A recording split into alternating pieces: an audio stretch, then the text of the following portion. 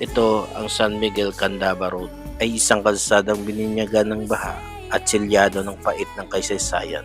Sa gitna ng kalsadang to, sumumpa ang isang dukang magsasaka na si Miguel sa isang mayamang babae na si Kanda.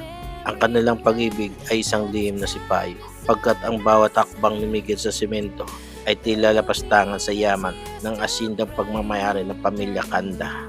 Para sa kanila ang kasadang ito ay tanging puok kung saan ang langit at lupa ay nagtatagpo, malayo sa mapagusgang mata ng lipunan. Ngunit sa gitna ng isang gabi, nagangalit ang langit. Pinili nilang tumakas at suhungin ang bangis ng Candaba Swamp habang ang kalsada ay unti-unting nilalamon ng rumaragas ang baha. Hindi nagbitaw ang kanilang mga kamay. Sa kasamang palad, ang landas na dapat ay mag-aatid sa kanila ng kalayaan ay naging kanilang huling hantungan. Nilamon sila ng malalim na agos at nang humupa ang baha, natagpuan silang magkayakap, malamig at wala ng buhay sa gitna ng kalsadang saksi sa kanilang pagsinta.